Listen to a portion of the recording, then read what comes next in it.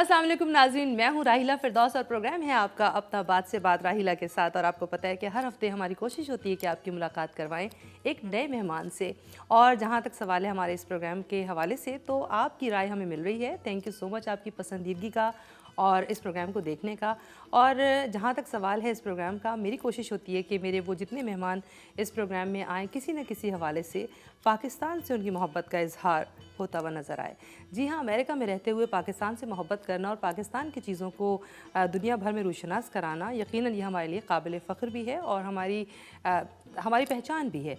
तो मेरी कोशिश थी कि इस हवाले से हम अपने प्रोग्राम में ऐसी ही मेहमान शख्सियात को बुलाया करें जिनका हवाला पाकिस्तान का हवाला हो। जहाँ तक बात है पाकिस्तान की, मैं समझती हूँ कि पाकिस्तान दुनिया का एक हसीन तरीन ख़ित्ता है। जी हाँ, वहाँ पर जहाँ हमें खूबसूरत सरसब्ज़ व शादाब वादियाँ नज़र आती हैं, बहते हुए झरने नज़र आते हैं। बल्कि ख़ास तौर पर एक जगह मैं रुकी थी, जब मैं वहाँ गई, तत्ता पानी। जी हाँ, तो ख़ुद ब खुद आपको अंदाज़ा होगा कि मैं कहाँ की बात कर रही हूँ।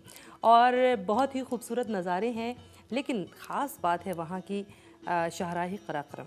जी हाँ, दुनिया का 8वां अजूबा भी है। और फिर साथ साथ वहाँ पर 3 पहाड़ी सिलसिले भी मिलते हैं। और ये वो हसीन वादी है कि जिसे देखकर इंसान मशहूर और मबहूत रह जाता है। इसी हवाले से हमारी आज की जो मेहमान शख्सियत है, उनका ताल्लुक़ इसी इलाके से है और वो रहते हैं अमेरिका में भी हैं और वहाँ भी रहते हैं और यहाँ रहते हुए अपने मुल्क को और ख़ास तौर पर उस इलाके को दुनिया भर में मुतारफ़ कराते हैं। और बहुत ही हमें देख के खुशी होती है कि उनका नाम जिसके साथ मोहम्मद नसीम ही नहीं बल्कि गिलगिती भी लगा है। आज हमारी मेहमान शख्सियत हैं मोहम्मद नसीम गिलगिती साहब। अस्सलाम वालेकुम। वालेकुम सलाम। कैसे हैं आप? बहुत बहुत शुक्रिया, थैंक यू वेरी मच मुझे बुलाया। हाँ। और ये मुझे मौका दिया कि मैं पाकिस्तान के उस हसीन वादी को फिर से मुतारफ़ कराऊँ और लोगों को बता दूँ कि पाकिस्तान और ख़ुसूसन गिलगित बल्तिस्तान कितना हसीन है। बिल्कुल ठीक बात है। और मुझे अच्छी बात ये लगी ख़ास तौर पर कि आप मेरे लिए ये इतना प्यारा खूबसूरत सा ये जो पर वाला जो टोपी का स्टाइल है ये साथ लाए, अपनी ड्रेसिंग साथ लेकर आए और ख़ुद ब खुद हमें लगा कि हम लोग जो हैं वो एक गिलगित का खूबसूरत सा हिस्सा भी नज़र आ रहे हैं। बिल्कुल बिल्कुल, ये हमारी शिनाख्त है। हाँ। और हमारे कौमी लिबास भी है। हाँ। आजकल तो वहाँ गिलगित में ट्रैफिक पुलिस वालों को उनको भी ये पहनने को देते हैं। ये उनकी वर्दी का एक हिस्सा है। अच्छा। वो पर के साथ टोपी जो है ना, गिलगित ट्रैफिक पुलिस वालों ने पहनना मस्त हो गया है। देख लें, इसीलिए कहते हैं कि वहाँ की पुलिस जो है ना वो बेपर की नहीं उड़ाती है बल्कि पर के साथ चलती है। अच्छा। तो मुझे तो बहुत ही अच्छा लगता है जब भी कभी आप यहाँ पर इतने प्रोग्राम्स करवाते हैं और गिलगित के हवाले से दुनिया के लोगों को रोशनास कराते हैं। लेकिन मैं चाहती थी कि आज आपसे आपके बारे में पूछा जाए कि आखिर मोहम्मद नसीम साहब जो हैं वो कहाँ से उनका ताल्लुक़ था, कहाँ से चले और वो कहाँ तक पहुँचे। तो ज़रा हो जाए आपका छोटा सा तारुफ इस हवाले से। एक लंबी दास्तान है, बाहर सूरत में मुख्तसर बता दूँगा आपको। मैंने आँख खोली एक छोटे से गाँव फेना के नाम से, ये अस्तुर डिस्ट्रिक्ट में है। अच्छा। इब्तदाई तालीम 5वीं तक वहाँ से मैंने हासिल की। उसके बाद हाई स्कूल हमारे गांव से तकरीबन 6 मील दूर था। हम रोज़ 6 मील पैदल जाते थे और पहाड़ी सिलसिले में, कभी ऊपर कभी नीचे। हमारे पाँव पे छाले भी पड़ते थे। लेकिन तालीम से कभी पीछे नहीं हटे। तालीम से कभी पीछे। और आपको पता है मुझे बड़ी हैरत हुई थी जब मुझे पता चला था कि गिलगित बल्तिस्तान में जो है वो लिटरेसी रेट जो है वो 99.9 है।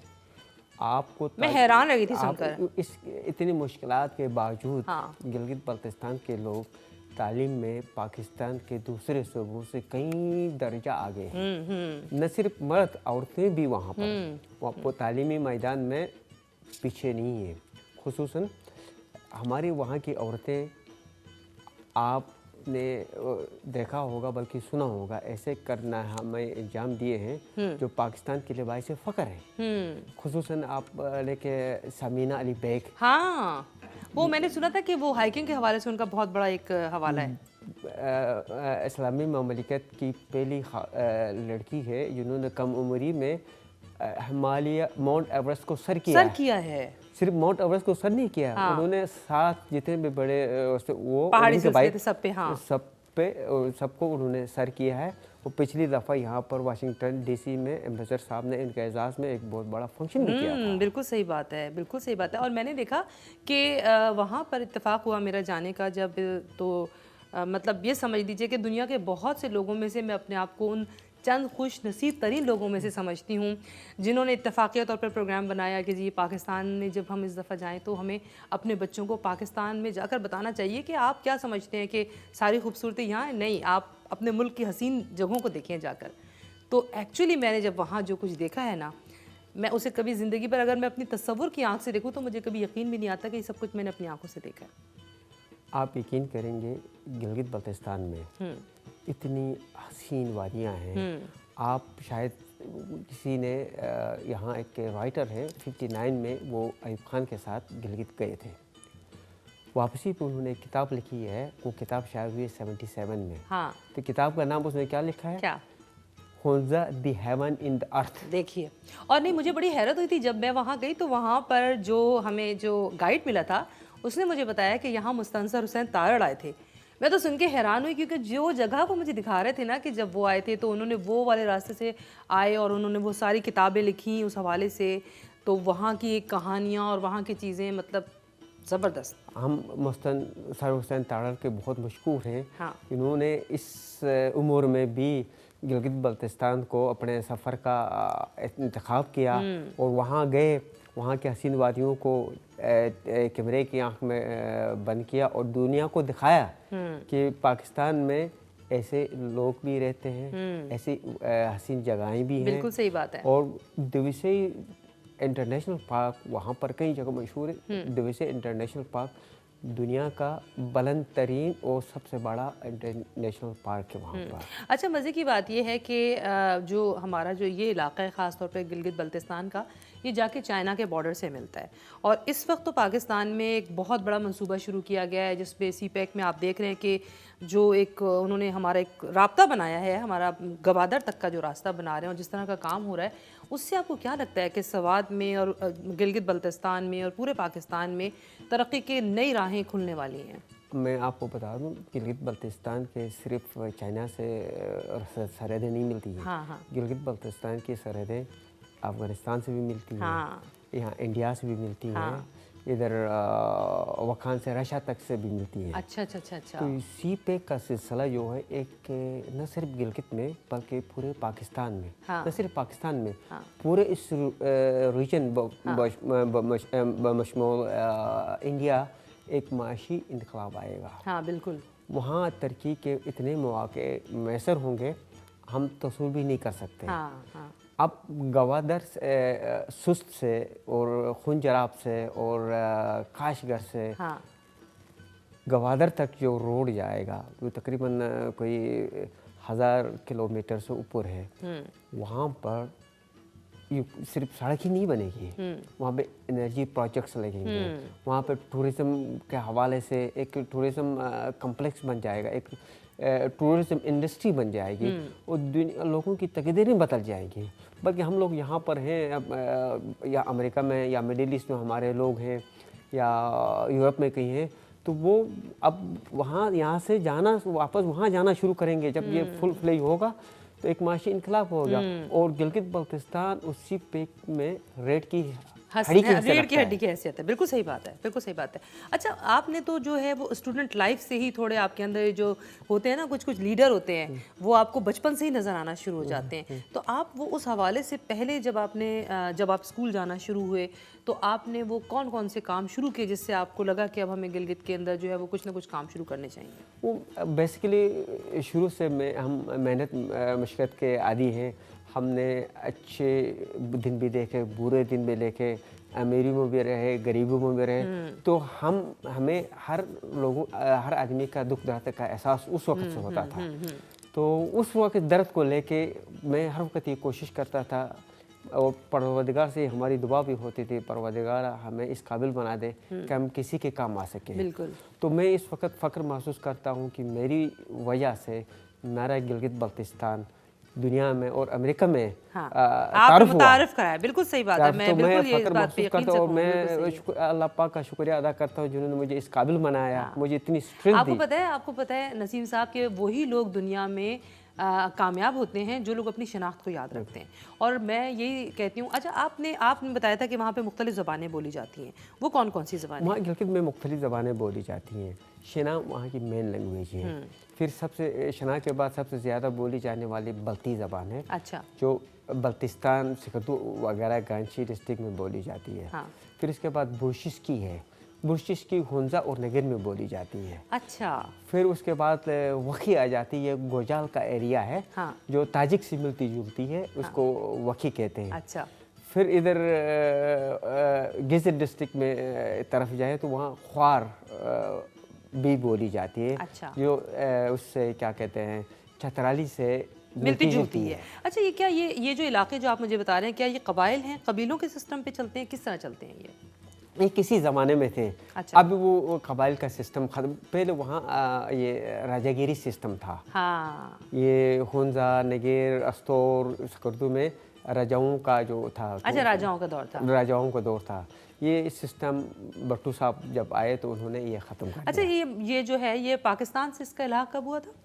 ये गिलगित बल्तिस्तान आज़ाद हुआ 1 नवंबर 1947 को। अच्छा, सेम 1947 में ही हुआ है। जबकि पाकिस्तान आज़ाद हुआ 14 अगस्त 1947 हाँ, को। हाँ, हाँ। तो गिलगित को आज़ाद हमारे अपने लोगों ने, अच्छा, कर्नल हसन की क़यादत में, शाह खान की क़यादत में, वहाँ डोगरा, वहाँ पर गनसार सिंह की हुकूमत थी। अच्छा। जो महाराजा कश्मीर का रिप्रेजेंटेटिव होता था। अच्छा अच्छा अच्छा अच्छा। तो वहाँ के लोगों ने अपने बलबूते पे डंडा उठाया, लाठी उठाया, कुल्हाड़ी उठा के डोगरों से आज़ाद कराया। अच्छा। और उसके बाद वहाँ 2 हफ्ते तक मकामी राजा शारिस खान की हुकूमत रही है। उसके बाद लोगों ने मिलजुल के फैसला किया, जरगा बिठाया कि क्या किया जाए। फिर उन्होंने कहा कि पाकिस्तान एक इस्लामी ममलिकत है। हाँ। और पाकिस्तान से हमें मोहब्बत है और हम पाकिस्तान से अलहक करना चाहते हैं। क्या बात है। तो वहाँ कायद-ए-आज़म रहमतुल्लाह अलैह को वहाँ के लोगों ने टेलीग्राम दिया कि भाई हम पाकिस्तान से शामिल होना चाहते हैं। अच्छा। तो वहाँ से फिर पहला पॉलिटिकल एजेंट मोहम्मद आलम के नाम से गिलगित बल्तिस्तान आया। अच्छा। उस दिन से गिलगित बल्तिस्तान पाकिस्तान का हिस्सा बन गया। अच्छा, पाकिस्तान का तो ये तो इस तरह से इनका ये एक तारीख़ी हवाला था, ये तो जिस तरह से मिलना था मैं चाहती थी पता चले। लेकिन साथ साथ मैंने ये देखा कि आपने जिस तरह बोलियों का जिक्र किया कि वहाँ मुख्तलिफ़ बोलियाँ बोली जाती थी। आप जो है आपने अपने स्टूडेंट लाइफ में ही रेडियो पाकिस्तान के साथ जाके प्रोग्राम करना शुरू किए। आपने उसमें कंपेयरिंग भी की, होस्टिंग भी की थी, प्रोग्राम की, शायद स्क्रिप्ट राइटिंग भी की। वो आपने स्पेशली कौन सी लैंग्वेज में की थी? मैं शना लैंग्वेज में किया। उस वक्त सिर्फ एक ही लैंग्वेज रेडियो पाकिस्तान से 2 घंटे का प्रोग्राम होता था। हाँ। 3 से 5 बजे तक। तो ये देखिए कितनी अच्छी बात है ना कि वहाँ पे मुख्तलिफ इलाकाई बोलियों में जो है वो प्रोग्राम्स हो रहे थे। हाँ, तो वो गिलगित का प्रोग्राम होता था। तो वहाँ से हम तकरीबन डेली बेसिस पे ये प्रोग्राम करते थे। अच्छा, तो उस प्रोग्राम के अंदर क्या होता क्या था? उस प्रोग्राम के अंदर जो है ना कुछ गिलगित बल्तिस्तान की हिस्ट्री होती थी। अच्छा। कुछ वहाँ के लोकल म्यूज़िक गाने जो हम नशर करते थे। अच्छा। फिर लोगों के खतूत आते थे, उसके जवाब देते थे। अच्छा। फिर कुछ ड्रामा बीच में हम वहाँ के लैंग्वेज में हम करते थे। अच्छा अच्छा अच्छा अच्छा। तो खबरें फिर बीच में, हाँ, फिर अपनी लैंग्वेज में, अपने लैंग्वेज में 10 मिनट की खबरें हम नशर करते थे। पूरा शोबा बना हुआ था और पूरा अलग सेक्शन था, शना सेक्शन। जिस तरह दरी सेक्शन था इसी तरह शना सर्विस थी। हाँ। तो फिर साथ में शना सर्विस के साथ साथ बल्ती सर्विस भी थी। अच्छा। क्योंकि गिलगित बल्तिस्तान में शना के बाद सबसे ज़्यादा लैंग्वेज बल्ती बोली जाती है। हाँ, आपको पता है क्या हुआ, जब मैं गई थी ना वहाँ पर, तो मैं अल्तित फोर्ट भी गई और बल्तित फोर्ट भी गई थी। ये अल्तित बल्तित जो है ना, हाँ, ये क्या है? ये कोट, ये फोर्ट है, किले हैं, ये हुंजा में है। अच्छा, बल्ती जो है ना लैंग्वेज है, ये सिर्फ सकर्दू बल्तिस्तान में नहीं बोली जाती, बल्कि लद्दाख, कारगिल और तिब्बत के कुछ इलाकों में भी बल्ती बोली जाती है। अच्छा। नहीं, वैसे मैं हमेशा ये कहती हूँ कि देखें हर इलाके की अपनी खूबी होती है और वो एक्चुअली ज़बान का थोड़े थोड़े इलाकों के बाद बदल जाना, ये भी मतलब हैरत अंगेज़ तौर पर देखें किस तरह से इंसान की नशोनुमा होती है और किस तरह से ग्रो होता है मुख्तलिफ़ ज़बानों के साथ, मुख्तलिफ़ कल्चर के साथ, मुख्तलिफ़ स्टाइल के साथ। तो ये जो गिलगित बल्तिस्तान का इलाका है, इसमें इलाकाई लिबास क्या है वहाँ का? इलाकाई लिबास जो है ना, टोपी तो हमारी शिनाख्त वो तो मुझे नज़र आ रही है। औरतों की अलग टोपी होती है। फिर शलवार कमीज मोस्टली। अच्छा। फिर भाई हाँ हम लोगों पे वो जो है ना ऊन से वो पट्टी बनाते हैं। पट्टी बहुत मशहूर है गिलगित बाल्टिस्तान की। हाँ। पट्टी से ये टोपी भी बनती है, वेस्ट कोट भी बनता है और कोट भी बन जाता है। ये जो चोगा जो मैंने पहन रखा है हाँ। वो ये मकामी हैंडमेड है। अच्छा। वो हैंडमेड है वहाँ के लोगों की अपनी जो है ना उसको हम ठठाके थे जो एक डालता पहले ऊन को वो निकालते हैं, फिर ऊन से जो है ना वो धागा बनाते हैं, धागा से फिर बड़ा प्रोसेस के तो हालांकि वो कोई इंडस्ट्री लेवल पर नहीं है, लोगों की ये सब अपनी ही है। अच्छा, कमाल की बात है नाज़रीन कि जो ये गिलगित बल्तिस्तान की हम जो बातें कर रहे हैं ना, इस हवाले से देखें इतनी दिलचस्प गुफ्तगू है और वहाँ पर जो रहने वालों का तर्ज रिहाइश है, उनकी ज़बान है, उनका जो रहन सहन का तरीका है, उन सब की बातें सिर्फ सुनने की हद तक नहीं बल्कि वहाँ जाकर देखने में बहुत ही मज़ेदार नज़र आती हैं और वाकई मैंने बहुत इंजॉय किया था। इस वक्त हम चल रहे हैं एक ब्रेक की तरफ और ब्रेक से वापस आएंगे तो फिर चलेंगे गिलगित बल्तिस्तान। चलते हैं ब्रेक की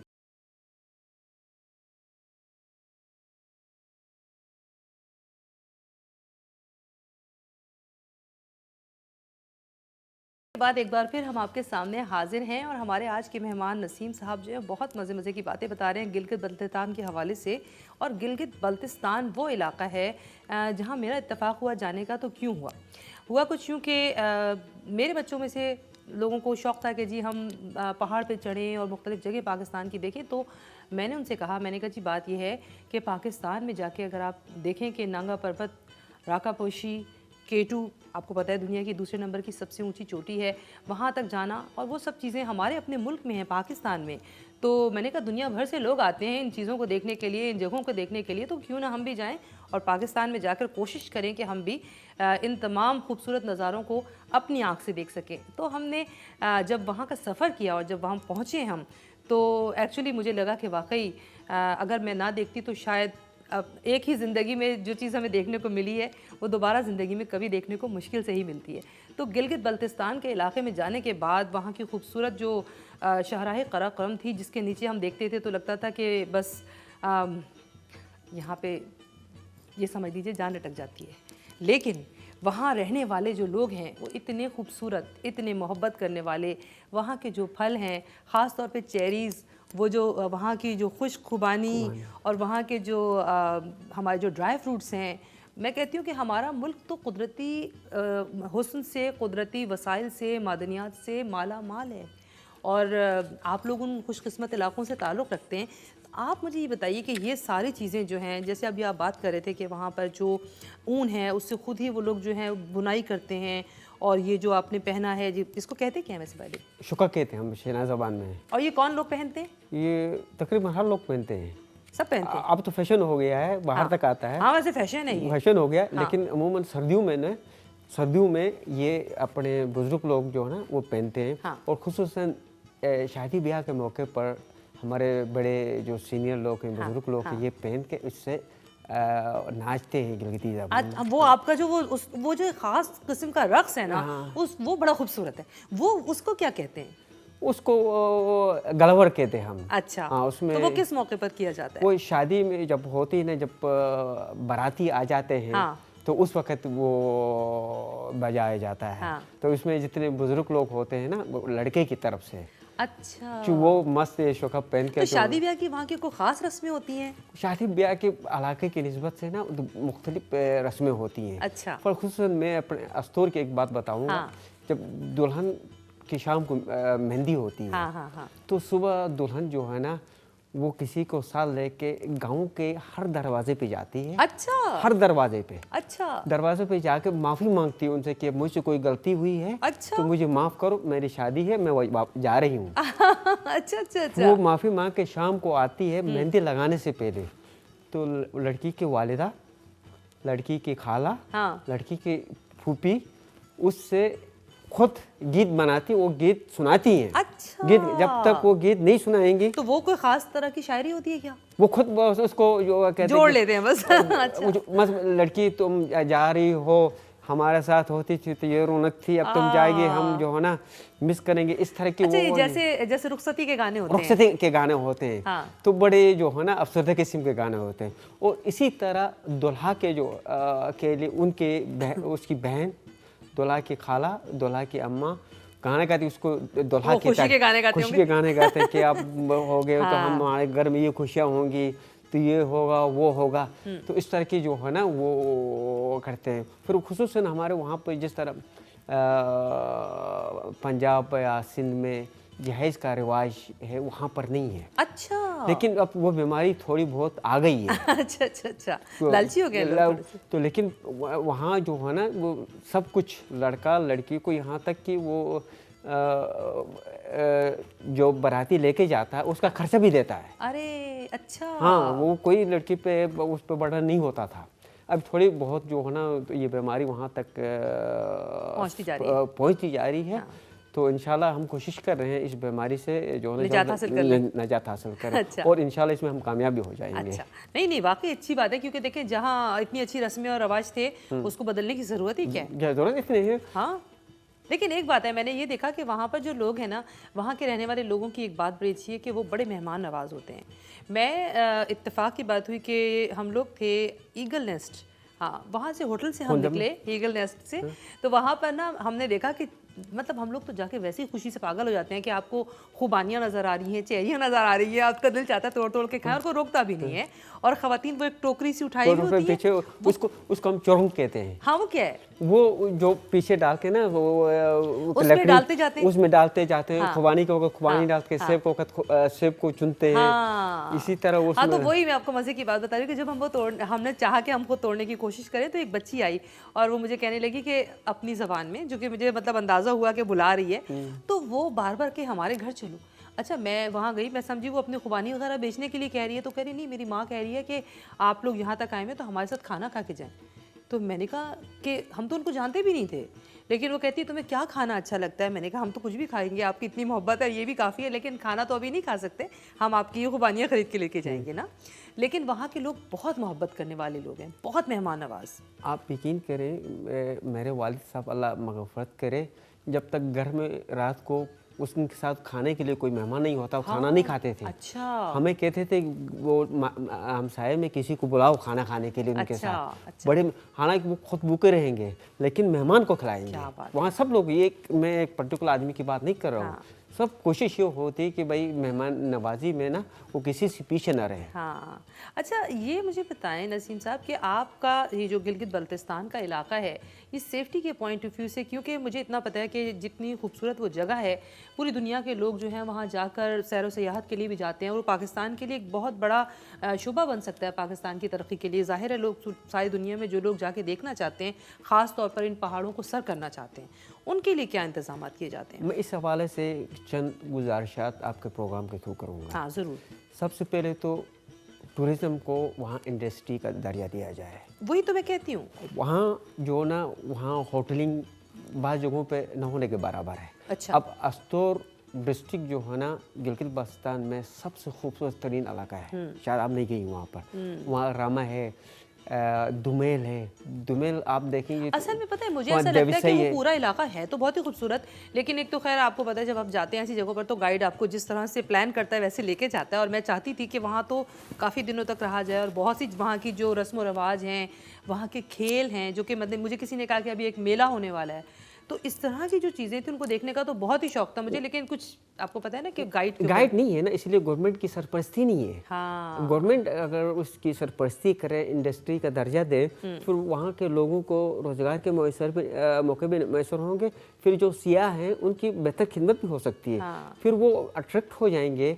ये कि आप फ़र्ज़ करें वहाँ गई, आपने जो तस्वुर जो ख्यालात लेके गई थी वो आपको मैसर नहीं हो गई, तो नेक्स्ट टाइम किसी को आप कहेंगी नहीं, आपको मज़े की बात बताऊँ क्या, सिर्फ डिफरेंस क्या है, आप पूरी दुनिया में कहीं पे भी घूमने चले जाएं तो डिफरेंस क्या महसूस हुआ मुझे, सिर्फ और सिर्फ जो कमी है वो इस बात की है कि देखें, आपको जब भी कहीं जाते हैं ना तो आपको स्पेशली आपको ट्रैवलिंग के लिए सबसे पहले तो आपके पास सही रोड्स बने होने चाहिए। आपको पता है वो शाहराए कराकरम में कई जगह वो इतनी छोटी सी बनी हुई है कि उसके ऊपर जाते वक्त ना आपका दिल वाकई हलक में आ जाता है। आप नीचे देखते हैं तो लगता है कि अगर एक लम्हे में ज़रा सी गलती हुई तो आप गए। अच्छा, फिर दूसरी बात यह है कि अगर आप उसके बाद आगे अब जब चले जाते हैं, फेरी मेडोज़ का रास्ता इस तरह का है जहाँ अगर आप उस जीप पे चले जाएँ तो मतलब वो भी कोई आम इंसान की बस की बात नहीं है। उसके बाद जब आप पैदल चलना शुरू होते हैं, वो भी काफ़ी मीलों आपको चलना पड़ता है, बिलाखिर आप जाके फेरी मेडोज़ पहुँचते हैं। नो डाउट मैं कहती हूँ फेरी मेडोज़ पहुँचते ही साथ आपको लगता है कि आप मतलब दुनिया में किसी जन्नत में पहुँच गए। आपके सामने नांगा पर्वत ऐसे खड़ा होता है कि आप कहते हैं कि बस इस पहाड़ की तरफ से आपकी नज़रें नहीं हटेंगी। और उस पहाड़ की खास बात ये मुझे पता चली थी, जिसके लिए अगली सुबह मैं सुबह ही सुबह बैठ के, क्योंकि मुझे पता चला कि वो पूरा, क्योंकि पहाड़ जो है वो बर्फ़ से ढका है, उसके ऊपर लोग नहीं चल सकते, उसको किलर माउंटेन कहते हैं, उस पर लोग चढ़ नहीं सकते। तो उसके ऊपर जब सुबह को सूरज की पहली किरण पड़ती है ना, वो पूरा ऐसा लगता है जैसे सोने का बना हुआ है, क्योंकि उसके अंदर से रिफ्लेक्ट होती है लाइट। वो इतना खूबसूरत मंजर है। आप जिस इलाके से फेरी मेडो गए हैं ना, इस इलाके से, वो सिर्फ एडवेंचरर जो लोग हैं ना वो जाते हैं। पता नहीं, मैं तो थी भी नहीं, पता नहीं किस तरह चली गई। एडवेंचरर लोग जाते हैं। लेकिन फेरी मेडो के अलावा आप वहाँ नलतर जाएं, रामल जाएं, आप दुमेल जाएं, देवसई जाएं, इधर से फंडर जाएं, आप खुंजा जाएं, गोजाल जाएं, फसू जाएं। अच्छा, वहाँ उन इलाकों में जो है मुझे ये लगा कि इलाका तो बहुत बड़ा है लेकिन वहाँ पर आबादियाँ बहुत कम हैं, तो छोटी छोटी जगहों पर छोटे छोटे इलाकों में लोग जो हैं वो रह रहे हैं, उनको डर नहीं लगता? भाई यूज तो है, अब वो लोग वहाँ उस इलाके के अलावा कहीं रह भी नहीं सकते हैं। हाँ। अब वहाँ अब सर्दियों में आप फंडर जाएंगे ना, फंडर पे बहुत खूबसूरत जगह है। अच्छा। इतनी खूबसूरत जगह है ना, आप तस्वीर भी नहीं कर सकती हैं। सर्दी वो दरिया आता है, वो जैसा लगता है कि आपने जो ना हाथ से जो ना पेंटिंग की है दरिया। और पता है मुझे सबसे अच्छा मंजर क्या लगा, जब वो आपको एक ऐसी जगह भी है वहाँ पर जहाँ आप उसके सामने खड़े हो तो पूरा जो नांगा पर्वत है ना, उस झील में उसकी उल्टी तस्वीर होती है। बिल्कुल। हाँ, मैं तो मतलब खास तौर पर आपकी तस्वीर रिफ्लेक्ट हो जाती है वहाँ पर। हाँ, बहुत ही खूबसूरत। और नांगा पर्वत की एक और बात खासियत मैं बता दूँ, वहाँ पर एक कबीला है, खुशले कबीला के। हाँ हाँ हाँ। तो वहाँ वो नंगा पर्वत एक बास टाइम पे कोई मखसूस उनसे नंगा पर्वत से आवाज़ें निकलती हैं। अच्छा। आवाज़ें निकलती हैं। जब वो आवाज़ें निकलती हैं तो लोगों को पता चलता है कि भाई वो खुशलेक कबीले, वज़ीर कबीला है वहाँ का बड़ा। उन कबीले का कोई बड़ा जो है ना, उसकी मौत होने वाली है। तो फिर वो लोग अलर्ट हो जाते हैं। ये तो आपने बड़ी डराने वाली बात, डराने वाली बात नहीं, ये हकीकत है। अच्छा। लेकिन हम लोग कहते हैं देमरे, उसको कहते हैं देमरे बाशी। उस मतलब देमर जो है ना, वो नंगा पर्वत जो है ना, वो जो आवाज़ें आ रही हैं, तो इसको मतलब है कि कहते हैं कि खुशले का किसी कोई ना कोई नुकसान हो रहा है। खतरनाक बात है ये तो। ये है नांगा पर्वत की। अच्छा, नांगा पर्वत की एक बात मुझे बहुत अच्छी लगी। जब अच्छा खैर वहाँ फेरी मेडोज़ के बाद अमूमन लोग जो है वो बेस कैंप तक जाते हैं। हमारा तो कोई इस किस्म का एडवेंचर का मतलब कुछ मिजाज भी नहीं था, हम तो जो कुछ कर रहे थे वो बस हो गया। तो उसके बाद जब उन्होंने कहा कि अच्छा इसके आगे अब कौन जाएगा, तो हमने कहा हम जाएंगे, क्योंकि अभी तो हमें देखना है कि व्यू पॉइंट वो जगह है जहाँ पे आप बिल्कुल ही उसके सामने पहुँच जाते हैं। अच्छा, अब जब आप उस रास्ते से चल के जाते हैं ना, तो आपको लगता है कि वो जो वहाँ पे घोड़े वाले जो लोग हैं ना, वो तो मिनटों में कहाँ से कहाँ नंगे पाँव पहुँचते हैं, और हम लोग ख़ास जूते ढूंढते हैं उसके लिए, हाइकिंग के लिए, और कौन कौन से वो वहाँ रहने वाले जो लोग हैं। आई मीन मुझे इतनी हैरत होती है कि वही उनका ज़रिया मुआश है, उसी से वो पैसे कमाते हैं। और उनके मुँह से मुझे एक गाना बड़ा अच्छा लगा था, उसने वहाँ पे एक लड़का था, उसने एक गाना गाया था, नांगा पर्वत है ये नांगा पर्वत है। उसमें हमारे एक शायर हैं वहाँ के, इनायतुल्लाह शुमाली। अच्छा। तो पिछले दफ़ा वो वज़ीर भी रह चुके हैं। अच्छा। तो निगरान हुकूमत में इलेक्शन करवाने के लिए इनायतुल्लाह शुमाली, उसने बहुत अच्छी शायरी की है। वैसे कोई इलाका ऐसा है कि उसको देख के आपका देखिए, आपको तो वहाँ बात जगह ऐसी ही ना, आप वहाँ जब नंगा पर्वत को इस अस्तोर साइड से आप जाएंगे ना, रामा से और इधर से रूपल से जाएंगे ना, तो आपको पहाड़ों पे चढ़ने की जरूरत ही नहीं है। अच्छा। बिल्कुल मैदान है, सीरियसली सीधा मैदान है। तो वहाँ बैठ के आपको, आप शायर नबी है ना, शायर नबी है, तो आपको शायरी आ जाती है। बिल्कुल सही बात है, आपको शायरी आ जाती है। बिल्कुल सही बात है। इतना रोमांटिक माहौल, पुरसुकून, खुसूसन जो है ना वहाँ। नहीं, मैं एक्चुअली वही बात है कि जब मैं फेरी मेडोज से लेकर जब मैं जो व्यू पॉइंट है, जो वो रास्ता था ना, मैं आपको क्या बताऊँ कि मुझे हैरत हो रही थी कि वो एक तवील मीलों पर फैला हुआ पैदल चलने का इलाका था, उसमें इधर उधर पहाड़ भी नहीं थे, वो उसमें झरने बह रहे हैं, आप उसी में से पाँव को उसी पहाड़ों पे से गुजर के जाना है, उन्हीं पत्थरों से गुजर के जाना है, बिल्कुल सीधा रास्ता है। लेकिन वो एक ऐसा जंगल है, आई मीन उसके अंदर आपको चहचहाने की आवाज़। आपको एक मज़े की बात बताऊं, उस एरिया में सबसे मशहूर फल जो मिंगाथरीन फल होता है वो होता है जलगोज़ा। जलगोजे वहाँ होते हैं? जलगोजे वहाँ उस पूरे रीजन में जलगोजे होते हैं। हाँ, जलगोजा तो जबरदस्त है। वो सर्दियों में तो बेहतरीन ग़िज़ा होती है, एनर्जी देती है आपको, इसीलिए तो वहाँ के लोग इतने स्ट्रांग हैं। तो वहाँ जलगोजा बहुत मशहूर है वहाँ अच्छा, का। वहाँ पे वैसे ये बात मैंने देखी कि उन्होंने हमसे कहा कि आपको तो ये जो आप मिनरल वाटर ले रहे हैं या इसकी कोई ज़रूरत ही नहीं, क्योंकि वहाँ तो वो जो पानी आ रहा है पहाड़ों से, वो तो कहते हैं यही तो होता है वो मिनरल वाटर। एक्चुअल पानी वो जो वहाँ पे है मोस्टली वहाँ पर चश्मे होते हैं। वहाँ तत्ता पानी क्या था, वो उसमें गर्म पानी आता है। वो तत्ता पानी जो है ना, सर्दियों में वहाँ गर्म पानी होता है और गर्मियों में सर्द पानी होता है। अच्छा, और आपको पता है इतना वो गर्म पानी था कि लग रहा था जैसे बॉयल हुआ हुआ पानी है। बिल्कुल बिल्कुल ऐसा होता है, बिल्कुल। और बाज़ औक़ात क्या होते हैं, जिनके जोड़ों पे दर्द होता है ना, वो तत्ता पानी जाते हैं। अच्छा। तत्ता पानी जाके जहाँ वो अपने पैर को जहाँ जहाँ दर्द होता है उससे सिकाई करते हैं। अच्छा। तो उसको बड़ा फ़र्क पड़ता है उन लोगों को। अच्छा अच्छा, ये जो 3 पहाड़ी सिलसिले मिलते हैं वहाँ पे, वो कौन कौन से? कोई हिंदुकुश, हाँ, काराकोरम हाँ, और हिमालय। हाँ, ये 3 वो गिलगित से ज़रा कोई 15-20 किलोमीटर पर। एक कमाल की बात देखी उस जगह पर, मैंने देखा कि वहाँ पर कुछ मुख्तलिफ लैंग्वेजेस में जो मतलब वो होती थी ना, आर्याओं की ज़बान या कोई इस तरह की ज़बान, पुरानी लैंग्वेज में जो है वो लिखा हुआ है। ऐसा लगता है जैसे कोई मतलब पिछले दौर के लोगों की लैंग्वेज है वहाँ पे कुछ लिखी हुई। वहाँ एक गिलगित में शायद आपने कही है, गिलगित से कोई 6-7 किलोमीटर ईस्ट की तरफ आप जाएंगे, वहाँ एक करगा नाला है। वहाँ एक बुत की तस्वीर, बुत मत की तस्वीर है। हाँ, बुत मत की तस्वीर है। बुत मत की तस्वीर है। तो वहाँ के लोग जो उनके ख्याल में वो यशनी कहते हैं उसको। हाँ। वो यशनी थी। तो क्या एक ज़माने में इस्लाम से पहले वहाँ बुत मत था? तो मैं उसी की तरफ आ रहा हूँ। हाँ। तो वहाँ जाकर फिर वो लोगों ने उसको बका के वहाँ कील ठोकी, वो नहीं है। वहाँ पहले बुद्धिस्ट थे। हाँ, बुत मत लोग बढ़ते थे। हाँ। आप यकीन करेंगे, अप्रैल में जब चेरी ब्लॉसम खिलते हैं ना, जापान से बुत मत के पैरोकार बहुत आते हैं, खास तौर पे वहाँ पर आते हैं। हाँ। उस बुत मत की ज़ियारत के लिए वहाँ बैठते हैं और घंटों उसको देखते रहते हैं। अच्छा। तो वो कारगा नाला पे, और फिर वहाँ से पहले जो गिलगित से पहले बसीन आता, बसीन से पहले हैजल की तरफ आगे जाएंगे इस तरफ कारगा नाला, तो वहाँ ये यशनी, वहाँ बहुत बड़ा पावर हाउस भी है। हाँ। तो ये बुत मत लोग रहते थे वहाँ। सिर्फ जो है ना बुत मत के लोग नहीं थे, सिकंदर द ग्रेट भी वहाँ से गुजरा है। हाँ। वहाँ उनके कुछ मुगली ख़ानदान भी है, कहते हैं कुछ लोग वहाँ सिकंदर आज़म के औलाद में से भी वहाँ कुछ लोग उनके जनरेशन जो हैं वो गुजरे हैं, वहाँ रह चुके हैं। अच्छा, जनरेशन अच्छा। वहाँ पर। तो ये तो मतलब मैं कहती हूँ कि मैं वही कह रही हूँ कि वहाँ पे कितनी तारीखी चीज़ें, कितनी खूबसूरत चीज़ें। नाज़रीन, हम जो बातें कर रहे हैं यकीनन आपको भी सुन के बड़ा मज़ा आ रहा होगा, लेकिन क्या करें, एक बार फिर जाएंगे ब्रेक की तरफ और ब्रेक से वापस आएंगे तो फिर हम करेंगे वही मज़े की बातें गिलगित बल्तिस्तान की। चलते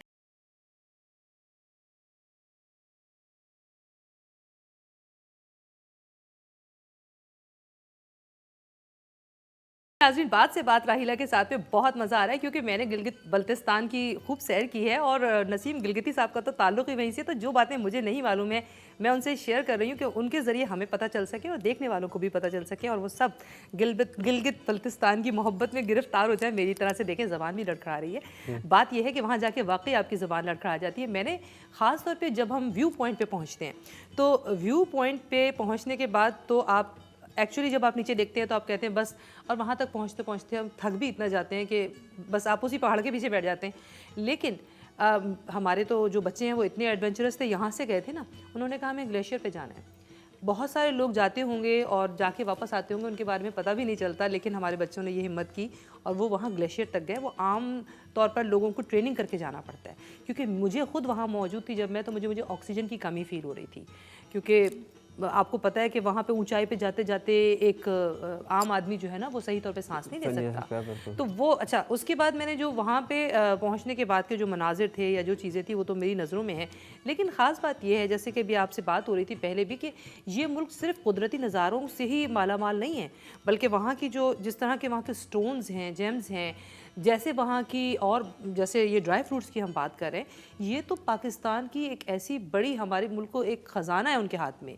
पूरी दुनिया में अगर आप इन चीज़ों को लेके चलें तो आप देखें इन नगीनों को उनकी क्या कीमत है। तो इस हवाले से मुझे बताएं कि वहाँ पे उस तरह से क्या काम हो रहा है। वहाँ पर अल्लाह ताला ने गिलगित बाल्टिस्तान को कुदरती वसाइल से मालामाल कर रखा हाँ। है, लेकिन इसमें देखने की आँख की ज़रूरत है। आप हाँ। किस एंगल से देखेंगे, किस एंगल से देखें, किस तरह यूज़ करेंगे। वैसे मैं आपको बताऊं, आप किसी भी एंगल से देखें, आपकी समझ में ही नहीं आता कि आप कहते हैं कि मैं जब वहाँ पहुँचती थी ना तो मैं कहती थी कि इससे आगे हम चले गए, इससे भी आगे चले गए, इससे भी आगे। अच्छा, वहाँ जो लोग आए हुए थे ना, जो बाकायदा माउंटेन्स पे जाते हैं, वो हम पर हैरान थे, क्योंकि हम आम फैमिली वहाँ पे इस तरह से जा रहे थे। तो मैं सोच रही थी चले तो गए, वापस कैसे जाएंगे, डर गई ना मैं। मैंने कहा अब क्या होगा इन पहाड़ों से उतरते हुए, मतलब आप नीचे देखें तो लगता है गए। तो वो एक वहाँ पे ऐसे एक और चीज़ मैंने देखी कि जगह जगह लैंडस्लाइडिंग भी हो जाती है, रास्ते बंद हो जाते हैं। ये एक ख़ास मौसम में ही लोग वहाँ जा सकते हैं। कौन से महीने होते हैं जब लोगों को जाना चाहिए? इसका जो है ना, इसका तदारुक भी किया जा सकता है। अच्छा। आज डिफरेंट रूट पे काम हो सकता है। हाँ है, लेकिन गवर्नमेंट पाकिस्तान इस दफ़ा कोशिश कर रही है। जब मसूद खान साहब इधर थे, हाँ।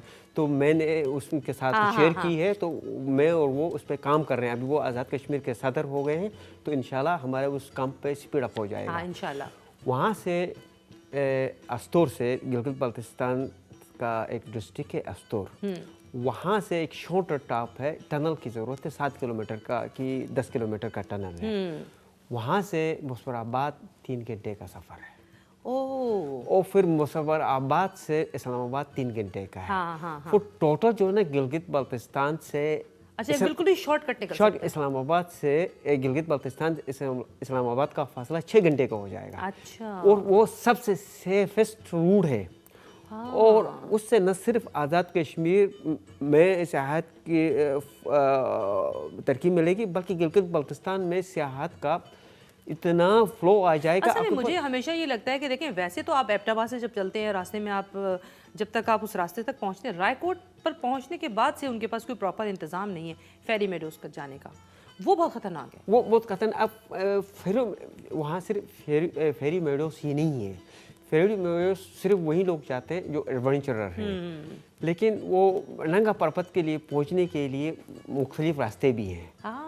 वहाँ से आप सीधा जीप गाड़ी वहाँ बेस कैंप तक जाती है। अच्छा। हाँ, अस्तोर से आप जाएंगे रूपल से। लेकिन मजा इसमें आता है वैसे। आप एडवेंचरर है ना, जो मजा एडवेंचरर में। आपको पता है लोग तो ट्रकों पे बैठ के जा रहे होते हैं, और वो वाला सीन तो मैं कहती हूँ मैं कभी भूल ही नहीं सकती। जब आप उसी शाहराह कराकरम पे चल रहे होते हैं तो कभी कभी एक जगह पे आकर ना 2 जीप आमने सामने आ जाती हैं, और आपको समझ में नहीं आता कि अब जो है वो दोनों जीपें जो है वो एक ही जगह से कैसे गुजरेंगी। और जब वो रिवर्स करते हैं ना, तो ये डर लगता है कि अगर उस ड्राइवर का पाँव जरा सा भी आगे पीछे हुआ तो आपकी जीप गई। मैं तो उन ड्राइवरों को जो ना, मैं हैरान हूँ। तो मतलब अगर किसी को कोई अवार्ड देना हो ना, बस उन्हीं को देना चाहिए। उन्हीं को देना चाहिए। सही बात है। जो वहाँ तो गलती की गुंजाइश ही नहीं है। गलती की बिल्कुल गुंजाइश है। My लेकिन अभी जो सी पैक बन रहा है ना, हाँ। ये बहुत बड़ा मंसूबा है। बड़ा मंसूबा नहीं, रोड जो का हवाला से बहुत बड़ा खुलेगा। तकरीबन कोई 33 फुट चौड़ा होगा, और बाद जगहों पे 52 फुट भी है। उसमें टनल भी लगेंगे। अच्छा, वहाँ पे पैराग्लाइडिंग और मुख्तलिफ तरह की और भी चीज़ें अब बन रही हैं ना? आप नल तरफ जाएंगे, वहाँ पैराग्लाइडिंग है। नलतर में एयरफोर्स का बेस बना हुआ है। वहाँ पर जो है स्कीटिंग कंपटीशन होती है वहाँ पर हर साल। अच्छा, मैं वहाँ नहीं गई। नलतर खूबसूरत तरीन जगह है ना नलतर, वहाँ पर आपको कोई महजूदी जरूरत नहीं है। एक बात बताएं, ये गिलगित बल्तिस्तान के अंदर राकापोशी भी आता है? क्योंकि राकापोशी भी जब हम गए तो हम राकापोशी के बेस कैंप पे भी गए। मैं अपना घर का दरवाजा खोलता हूँ ना, तो राकापोशी है सामने राकापोशी। मैं अभी इनको कह रही हूँ कि मैं इनके घर जा रही हूँ, देखिए अभी मैं ऑन कैमरा कह रही हूँ देखने वालों को। जो है सामने राकापोशी नजर आती है। Really? Oh my God. आप मेरे घर से राकापोशी तकरीबन 1.25 घंटे का सफर है। अच्छा। वहाँ पर राकापोशी के नीचे थोड़े से वो पानी भी आता है, कुछ होटल्स भी बने हुए हैं, कुछ इस तरह के बहुत। अच्छा, वैसे वहाँ पे जो एक और बहुत ही खूबसूरत जगह मुझे जो देखने को मिली वो थी अताबाद झील। और अताबाद झील के साथ एक कंस्ट्रक्शन हो रही थी, वो टनल बन रही थी, उसकी खास बात बताएं मुझे। वो टनल पहले ये था ना, जब अताबाद लेक बन गया तो वो लोग काफ़ी अर्से तक सफ़र करने लगे। वहाँ के लोग कट ऑफ होकर रह गए, तो जब तक कुछ खास बंदोबस्त नहीं होता लोग हेलीकॉप्टरों में गवर्नमेंट से इधर उधर जाते थे पेशेंट वो। फिर बाद में किश्तियों के जरिए लोगों ने अपना सामान उस तरह वो को मैंने देखा फिर गाड़ियां बाद पूरी में पूरी इसको- बोट्स में जा रही फिर थी। बाद में इसको थोड़ा मॉडिफाई करके पूरी गाड़ियों को ट्रकों को जो है ना हाँ। वो किश्ती में बिठा के इधर से उधर लेके आ जाते थे। तो लोगों ने काफ़ी सफ़र किया। अभी पिछले दफ़ा मैं जब गया सितंबर में गिलगित बल्तिस्तान गया तो मैं स्पेशल वो टनल को देखने गया। हाँ, मुझे भी वो देखनी है, उन दिनों वो बन रही थी। 7 किलोमीटर की टनल है। दो टनल 3-3 किलोमीटर के है और एक टनल जो है ना 1 किलोमीटर का है। अच्छा, तो वो देखने वाले बहुत खूबसूरत। और अतावा लेक को पता, अतावा लेक में पता लोग क्या करते हैं सर्दियों में वो लेक में बर्फ जम जाती है, बिल्कुल बर्फ जम जाती, वो लोग वहाँ जाकर फुटबॉल खेलते हैं। आपको पता है अताबाद लेक की खास बात क्या थी? उसके पानी का कलर कितना खूबसूरत उसका कलर है। मैं देखते ही रह जाएंगे आप। माय गॉड, मतलब इतना हसीन कलर है ना उसका।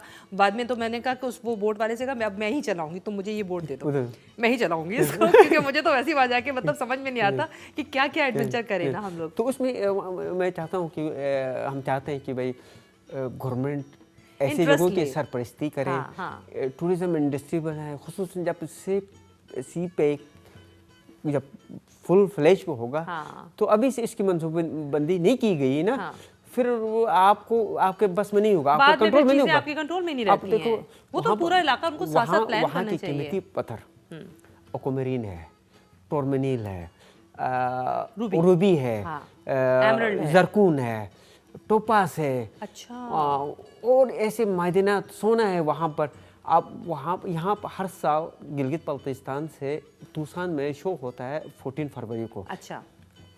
1 फरवरी से वो शो शुरू हो जाता है, जाके 14 फरवरी को ख़त्म हो जाता है अरिज़ोना में। अच्छा। तो गिलगित बल्तिस्तान के लोग अमूमन आते हैं, वहाँ से पत्थर लेके आते हैं, वो शो में शरीक होते हैं। हाँ। लेकिन अगर गवर्नमेंट की सरपरस्ती में हो तो ये कितना गवर्नमेंट को भी फायदा है, वहाँ के लोगों को भी फायदा है।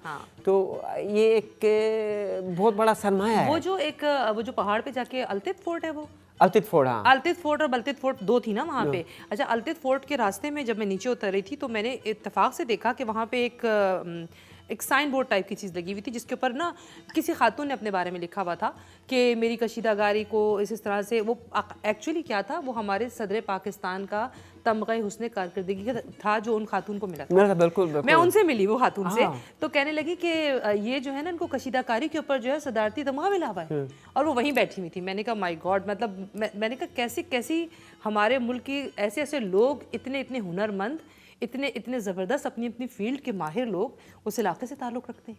वहाँ देखो ना एजुकेशन रेशो हुंजा में, हुंजा में 95 अबोव है, गिजर में 80 अबोव है, अस्तोर में तकरीबन 90 है।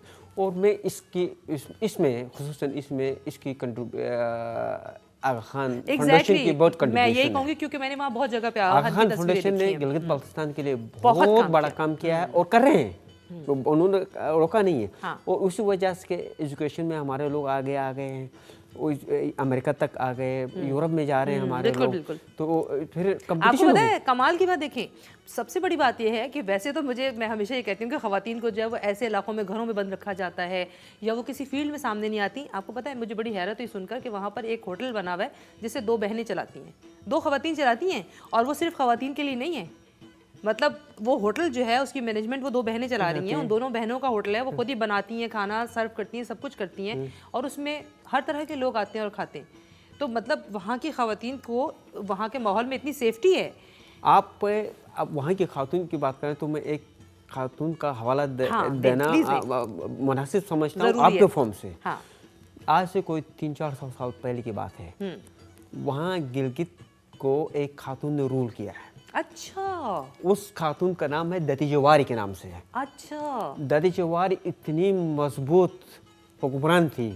गिलगित में इस वक्त 2 नहरें जो है ना वो जरी नहरें निकलती हैं, उसके दौर में निकाली गई हैं दती जवारी की। अच्छा। एक छोटी दलिया कहते हैं, एक बड़ी दलिया। अच्छा। और उसके अलावा अभी तक कोई दूसरी नहर गिलगित की जरिए के लिए नहीं निकाली गई है। अच्छा। वो खातून उससे अंदाज़ा रखें कि गिलगित के लोग शुरू से ख़वातीन बहुत अहमियत देते रहे, और उनका और बहुत लोगों ने बड़ा कंट्रीब्यूशन है। आप अंदाजा करें 3-4 साल पहले दादी जवारी ने हुकूमत की उस इलाके में, मुसलमान हुकूमत, क्या बात है, और कोई तस्वीर भी नहीं कर सकता है। हाँ। तो उसने वो 2 नहरें, ऐसे नहीं कि सिर्फ वो तख्ते में बैठ गई चलो, नहीं, उन्होंने काम किया, हाँ। लोगों को जो है ना मोबिलाइज किया। 2 नहरें उस वक्त निकालना कोई बड़ी बात थी, बहुत बड़ी बात थी। 1 किलोमीटर या 2 किलोमीटर की नहीं, 6-7 किलोमीटर की जो नहरें कारगा नाला से निकाली हैं। क्या बात और है। वो 2 नहरें जो इस वक्त गिलगित के जरिए को एक दूसरे से मिलवाती हैं। अच्छा, वैसे वहाँ से दरिया सिंध भी तो निकलता है ना? दरिया सिंध निकलता है, वहाँ से बहुत सारे दरिया निकलते हैं। अच्छा। दरिया सिंध आगे से रुस होते हुए पड़ी आता है, फिर यहाँ से दरिया गिलगित इधर पड़ी के मकाम पे आके मिलते हैं। फिर वो आगे जाके दरिया अस्तोर से उनसे आके मिलता है। फिर वो जो है ना वो बोंजी के एरिया से दरिया सिंध बहुत बड़ी शेप में आता है। फिर अब मज़े की बात जो है ना, दरिया सिंध में इस वक्त तुरबला डैम भी दरिया सिंध में बना हुआ है। हाँ। और इस वक्त देमर भाषा डैम बन रहा है। हाँ। उसमें दरिया सिंध के ऊपर छलास में बन रहा है। अच्छा, चलास तो मैंने चलास भी देखा था, बड़ा ही। वैसे एक बात बताइए, चलास के एरिया एकदम से इतनी ग्रीनरी के बाद एकदम मटियाला कैसे हो गया? वो छलास का वो एरिया जो है ना, बिल्कुल मिट्टी जैसा कलर है। वो गर्म इलाका है। गिलगित बाल्टिस्तान का सबसे गर्म तरीन इलाका छलास का है। हाँ। फिर वहाँ पर जो है जहाँ ज़्यादा गर्मी होती है वहाँ सलाजीत भी होती है। हाँ, सलाजीत है वहाँ पे। वो जोड़ों के दर्द के लिए लोग कहते हैं कि वहाँ पे सलाजीत लेने के लिए लोग मैं देमर बादशाह डैम की बात कर रहा था। देमर बादशाह डैम के आगे एक और डैम बन रहा है दरिया सिंध में, दासू डैम। हाँ। और देमर बादशाह डैम से तकरीबन 4,500 किलोवाट बिजली जो है ना पैदा होगी। अच्छा। और दरिया सिंध इधर आप गिलगित की तरफ जाएंगे बोंजी के मकाम पर, वहाँ बोंजी डैम बन रहा है। अभी वो शुरू नहीं हुआ, लेकिन चांसेस से नेक्स्ट 2-3 इयर्स में वो उस बन जाएगा। वो 7,000 मेगावाट बिजली, 7,000 मेगावाट बिजली पैदा करेगा। वो सिर्फ बिजली पैदा नहीं करेगा, वहाँ एक रेगिस्तान है तकरीबन 9 किलोमीटर का। अच्छा। वो भी आबाद होगा और एक पूरी कंप्लीट सिटी कायम होगी। उसमें एक एयरपोर्ट भी बन जाएगा और वो ज़राअत भी हो जाएगी। वहाँ वो ज़मीन 2 फसली ज़मीन है गिलगित बाल्टिस्तान की। क्या बात है। तो एक पूरी सिटी होगी।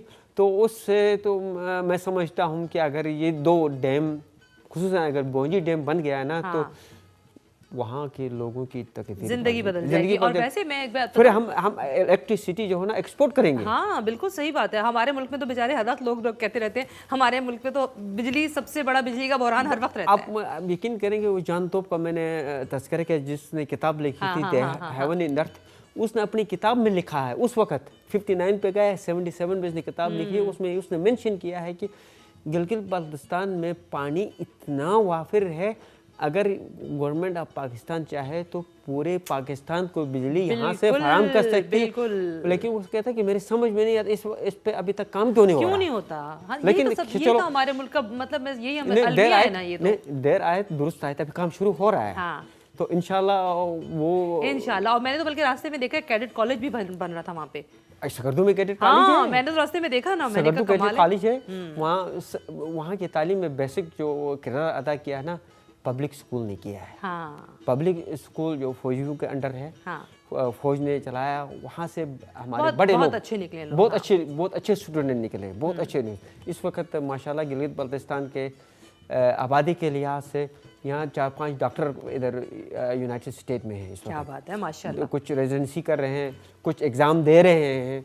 तो नहीं, माशाल्लाह, मैं यही कहती हूँ कि वहाँ पर मेले हो रहे हैं, वहाँ पे पोलो के मैचेस होते हैं, दुनिया भर से लोग आते हैं। और ख़ास जो कहते हैं ना कि VIPs आते हैं वहाँ पर आके जो है वो उन खेलों में शरीक होते हैं, वहाँ के मेलों में शरीक होते हैं और वहाँ की ज़िंदगी को इतना एंजॉय करते हैं। पोलो का मैं आपको बता रहा हूँ, आपने पोलो का जिक्र किया, जिक्र छड़ा, तो पोलो गिलगित बाल्टिस्तान में वाहिद मैच जो हमारा नेशनल गेम भी है बगैर रेफरी के। अच्छा। और दुनिया का मोस्ट फ्री स्टाइल और डेंजरस गेम है। अच्छा।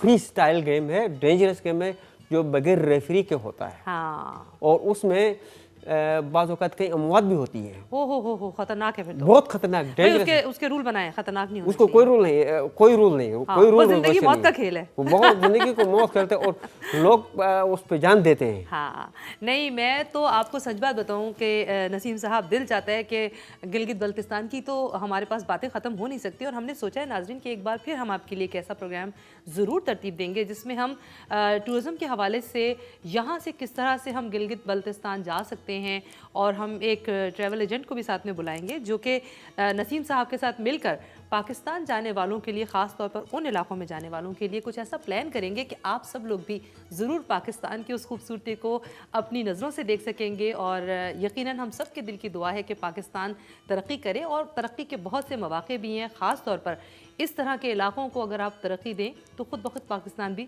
तरक्की कर सकता है। Thank you so much Naseem साहब, बातें बहुत थी आपसे करने के लिए और वक्त कम पड़ जाता है, पता नहीं क्यों।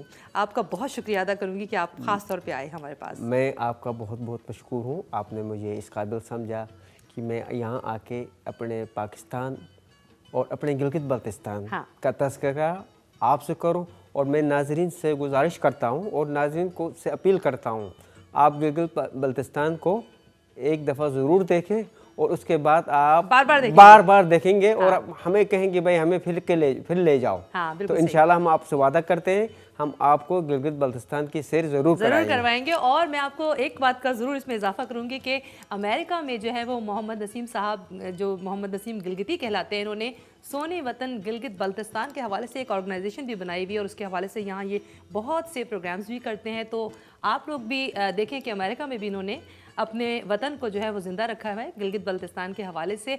इस वक्त मैं आपसे चाहूँगी इजाज़त, क्योंकि वक्त हमारा हो गया ख़त्म प्रोग्राम का, और बातें बहुत हैं, लेकिन इंशाअल्लाह इसी तरह की बातें लेकर एक बार फिर आपके साथ मिलेंगे। उस वक्त तक के लिए दीजिएगा इजाज़त। अल्लाह हाफ़िज़।